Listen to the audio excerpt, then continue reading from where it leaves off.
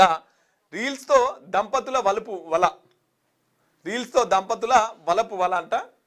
యువకులు వ్యాపారులను ఆకర్షించి ట్రాప్లోకి తన భార్యతో నగ్నంగా ఉన్నప్పుడు వీడియోలు తీసి బ్లాక్మెయిల్ చేసిన భర్త.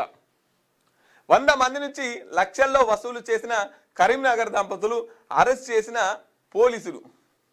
దినం గిట్ల తయారవుతురు, వీళ్ళకి ఏం బుట్టిపాడు కావచ్చు, ఏమైంది గింత ఘోరంగా తయారవుతురు. అరే సిగ్గు అనిపించలేదురా భార్యతో అర గిసొంటి పనులు చేసేది, గిద అర రీతి పని చేసుకొని బతకాలి. కానీ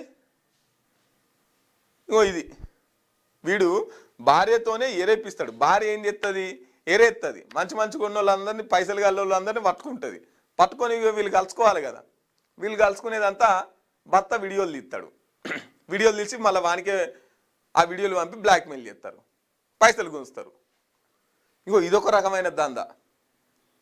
ఏం లేదు, ఈజీ మనీకి అలవాటు పడి ఇదంతా చేస్తున్నారు.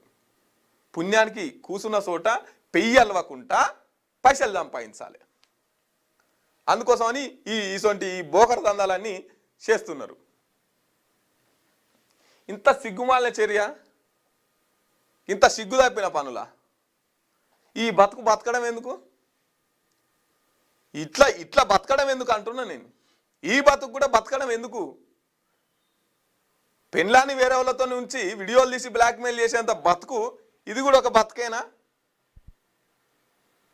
సమాజం ఎటువైపు వెళ్తుంది చూడురి.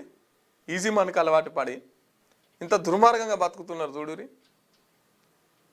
మనుషులేనా వాళ్ళు? పద్ధతేనా ఇది?